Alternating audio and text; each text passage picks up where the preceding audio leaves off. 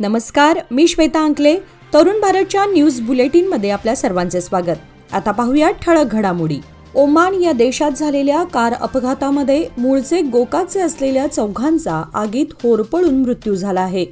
जिल्ह्याच्या गोकाक शहरातील पवन कुमार तहसीलदार, पूजा तहसीलदार, विजया तहसीलदार आणि आदिशेष बसवराज अशी या घटनेत मयत झालेल्यांची नावे आहेत. ओमानमधील सलाला शहरातून मस्कतला जात असतेवेळी हायमा शहराजवळ हा अपघात घडला आहे. सध्या हायमा येथील इस्पितळाच्या शवागारात या चौघांचे मृतदेह ठेवण्यात आले आहेत. या मयतांचे मृतदेह भारतात आणण्यासाठी खासदार इरान्ना कडाडी प्रयत्न करत असून त्यांनी परराष्ट्र खात्याकडे अशी मागणी केली आहे. गोकाक शहरात या घटनेबाबत हळहळ व्यक्त करण्यात आली. श्रावण शुक्रवार निमित्त बाजारात खरेदीसाठी नागरिकांची गर्दी झाली होती.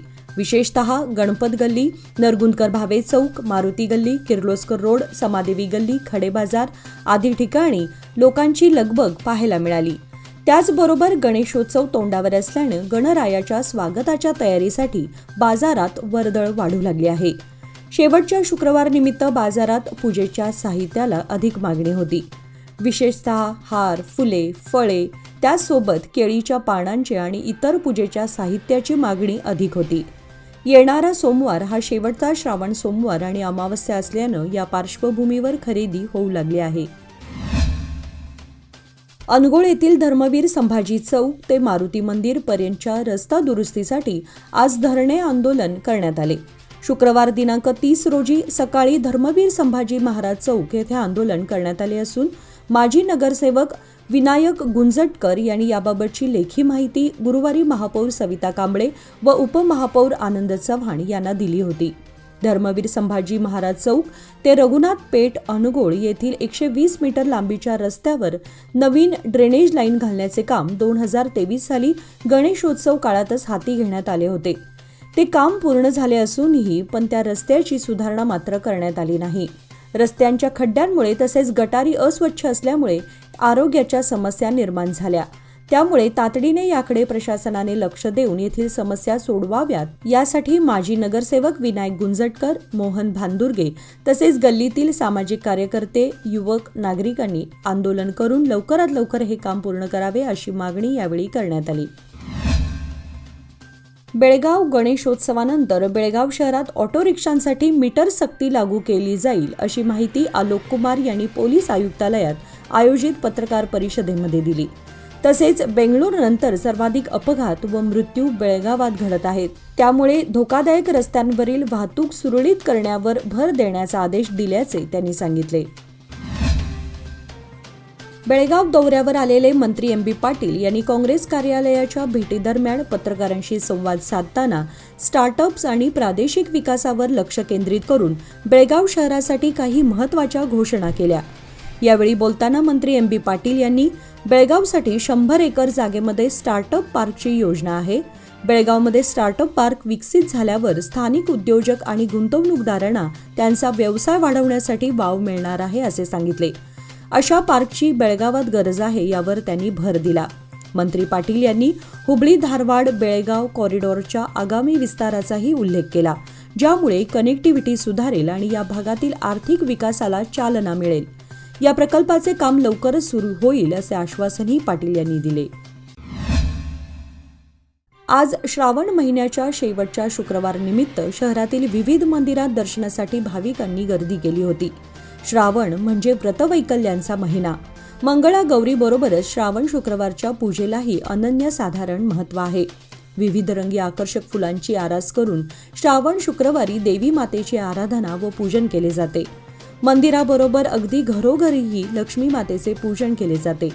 आपल्या परिवारातील व्यक्तींना उत्तम आरोग्य, दीर्घायुष्य, सुखसमृद्धी लाभावी तसेच देवी मातेची कृपा सदैव आपल्या कुटुंबावर राहावी यासाठी स्त्रिया आवर्जून या श्रावण शुक्रवारचे व्रत करतात.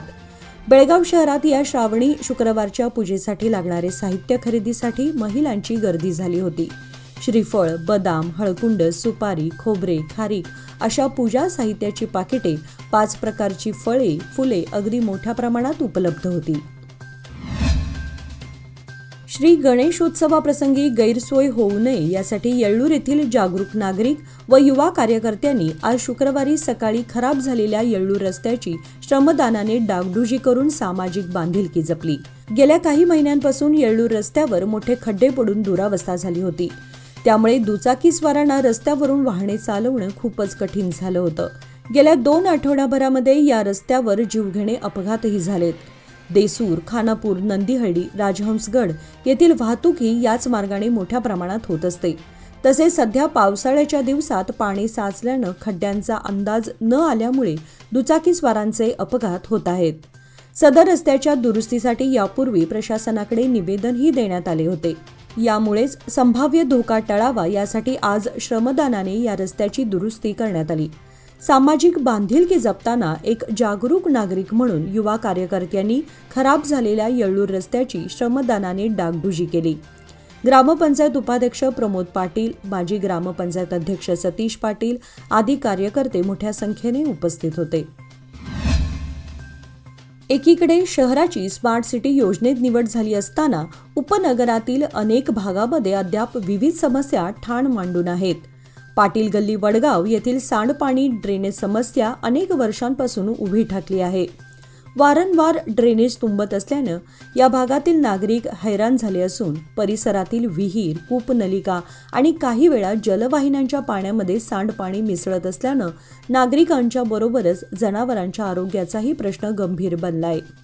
पाटील गल्ली वडगाव येथील या समस्येबाबत माजी नगरसेवक मनोहर हलगेकर यांची तेथील नागरिकांनी भेट घेऊन समस्या सोडवण्याची विनंती केली असता हलगेकर यांनी सकाळी ड्रेनेज वाहिन्यासह चेंबर स्वच्छता करण्याची सूचना महापालिकेच्या आरोग्य विभागाला सांगितल्याने कर्मचाऱ्यांनी लगेच ते काम हाती घेतले व समस्या तात्पुरती सुटली आहे। मात्र या ठिकाणाचे ड्रेनेज चेंबर पूर्णपणे बदलणे गरजेचे असल्याचे मत हलगेकर यांनी यावेळी व्यक्त केले। कैलासवासी अर्जुनराव घोरपडे जन्मशताब्दी समारंभाच्या तयारीसाठी मराठा मंदिर बेळगाव येथे स्वागत समितीची बैठक बोलावण्यात आली होती। बैठकीच्या अध्यक्षस्थानी बाळाराम पाटील होते। दिनांक 2 सप्टेंबर रोजी प्रमुख पाहुणे म्हणून उपस्थित राहणाऱ्या शरदचंद्रजी पवार यांच्या बेळगावमधील कार्यक्रमासंदर्भात सभासदांना माहिती देण्यात आली। कोल्हापूरहून शरदचंद्र पवार बेळगावला येणार असून दीपक दळवी यांच्या घरी धावती भेट देऊन ते कार्यक्रमास येणार आहेत। यावेळी महाराष्ट्र राष्ट्रवादी काँग्रेसचे अध्यक्ष जयंतराव पाटील आणि महाराष्ट्राचे सेवानिवृत्त अधिकारी दिनेश ओवळकर हेही उपस्थित राहणार आहेत। या सर्व कार्यक्रमास विविध संस्थांचे पदाधिकारी, नागरिक आणि महाराष्ट्र एकीकरण समितीच्या कार्यकर्त्यांनी वेळेवर उपस्थित राहण्याचे आवाहन करण्यात आले। गणेशोत्सव व ईद ए मिलादच्या पार्श्वभूमीवर कायदा व सुव्यवस्था अबाधित राखण्यासाठी बेळगाव पोलीस विभागातर्फे आज शहरात पथसंचलन करण्यात आले। आज बेळगाव पोलिसांनी डीसीपी रोहन जगदीश यांच्या नेतृत्वाखाली पथसंचलन केले। शहरातील राणी चन्नम्मा सर्कल येथून पथसंचलनाला सुरुवात झाली। ते शनिवार खूट, खडेबाजार, किर्लोस्कर रोड मार्गे छत्रपती धर्मवीर संभाजी चौक येथून रामलिंग खिंड गल्ली मार्गे कपिलेश्वर मंदिराजवळ सांगता करण्यात आली। संवेदनशील आणि अतिसंवेदनशील ठिकाणी मार्ग बंद करून शांतता भंग करण्याचा प्रयत्न करणाऱ्यांना बेळगाव पोलिसांनी कडक इशारा दिला आहे। यावेळी एसीपी व इतर अधिकारी व कर्मचारी सहभागी झाले होते। बसमध्ये चढताना गर्दीचा फायदा घेत महिलांचे दागिने लांबवणाऱ्या बेळगाव येथील 3 महिलांना बागलकोट पोलिसांनी अटक केली आहे। त्यांच्या जवळून 6 लाख रुपये किमतीचे 91 ग्रॅम दागिने जप्त करण्यात आले आहेत। रोशनी हरिदास चौगुले वय 30 राहणार रामनगर वड्डरवाडी, रेणुका रवी वरगंडे वय 22 राहणार गँगवाडी, सविता साईनाथ लोंढे वय 34 राहणार गँगवाडी अशी त्यांची नावे आहेत। बागलकोट शहर पोलिसांनी ही कारवाई केली। बेळगाव येथून जाऊन या महिला बागलकोटमध्ये चोरी करत होत्या। गेल्या सोमवार दिनांक 19 ऑगस्ट रोजी बागलकोट शहर बस स्थानकावर हुबळी बसमध्ये चढताना भारती लिंगबसय्या हिरेमठ वय 38 या महिलेच्या व्हॅनिटी बॅगमधून सुमारे 6,60,000 रुपये किमतीचे 11 तोळ्यांचे दागिने चोरीस गेले होते। यासंबंधी बागलकोट शहर पोलीस स्थानकात FIR दाखल करण्यात आला होता। जिल्हा पोलीस प्रमुख अमरनाथ रेड्डी, अतिरिक्त जिल्हा पोलीस प्रमुख महांतेश्वर जिद्दी, अतिरिक्त जिल्हा पोलीस प्रमुख प्रसन्न देसाई आदी वरिष्ठ अधिकाऱ्यांच्या मार्गदर्शनाखाली पोलीस निरीक्षक गुरुनाथ चव्हाण, महिला पोलीस उपनिरीक्षक JY नदाफ व त्यांच्या सहकाऱ्यांनी गुरुवार दिनांक 29 ऑगस्ट रोजी या 3 महिलांना अटक केली. बेळगाव शहरात अंमली पदार्थांची विक्री करणाऱ्या 5 आरोपींना अटक करून 50 ग्रॅम हेरोईन जप्त करण्यात आल्याचं शहर पोलीस आयुक्त याडा मार्टिन यांनी सांगितले. बेळगाव पोलीस आयुक्त कार्यालयात पत्रकारांशी बोलताना याडा मार्टिन म्हणाले की पूर्वी गांजा होता, आता ड्रग्ज आणि हेरोईन येत आहे. याला आळा घालण्यासाठी 2 विशेष पथके तयार करण्यात आल्याचे त्यांनी सांगितले. माळ मारुती पोलीस ठाण्याच्या परिसरात गांजा विक्री करणाऱ्या 2घांना अटक केली आहे. शाळा महाविद्यालयांना टार्गेट केलं जात आहे. शाळा कॉलेजमध्ये ड्रग्ज जनजागृती कार्यक्रम आम्ही करत असल्याचे ते म्हणाले. निपाणी तालुक्यात गणेशोत्सव डीजे मुक्त व शांततेत साजरा करावा. सर्व मंडळांनी कोणत्याही प्रकारचा अनुचित प्रकार होऊ नये याची काळजी घ्यावी असे आवाहन DSP गोपाळकृष्ण गौडर यांनी केले. ते येथील डॉ. बाबासाहेब आंबेडकर भवनात आयोजित केलेल्या शांतता बैठकीत बोलत होते. CPI BS तळवार यांनी सार्वजनिक मंडळांनी प्रथम परवानगी घ्यावी, मंडप घालताना वाहतूक कोंडी होऊ नये याची काळजी घ्यावी. मंडळांनी आगमन व विसर्जन मिरवणुकीमध्ये पारंपरिक वाद्यांचा वापर करावा. सोशल मीडियावर कोणत्याही वाईट पोस्ट टाकू नयेत. असे केल्यास त्यांच्यावर कडक कारवाई करण्यात येईल. मंडळांनी मिरवणूक मार्ग निश्चित करावा. सांस्कृतिक कार्यक्रमाच्या वेळेला महिला आणि पुरुष वर्गांना वेगवेगळी व्यवस्था असली पाहिजे. सर्व मंडळांनी शासनाच्या नियमांचे काटेकोर पालन करावे असे त्यांनी सांगितले. संकेश्वर येथील शुक्रवारी आठवडी बाजारात सुभाष रोडवर होणारी वाहतुकीची कोंडी समस्येची बाब ठरली आहे. ही समस्या सोडवण्यासाठी एका वेळी डाव्या बाजूला व दुसऱ्या वेळी उजव्या बाजूला आठवडी बाजार भरवण्यासाठी रोस्टर पद्धत राबवण्याचा निर्णय नगर परिषदेने घेतला. या पार्श्वभूमीवर दिनांक 30 रोजी सदर पद्धत राबवण्यासाठी बाजारपेठेमध्ये नगर परिषदेच्या कर्मचाऱ्यांनी प्रयत्न केला. मात्र त्याला विक्रेत्यांनी कडाडून विरोध करत कर्मचाऱ्यांना परतवून लावले. आमची जागा निश्चित करा, मगच रोस्टर पद्धत सुरू करा असा इशारा विक्रेत्यांनी दिला. याचबरोबर आजचे बातमीपत्र इथे संपले. अधिक माहिती आणि ताज्या घडामोडींसाठी पाहत रहा तरुण भारत न्यूज चॅनल. तसेच आमच्या चॅनलला लाईक, शेअर आणि सबस्क्राईब करायला विसरू नका.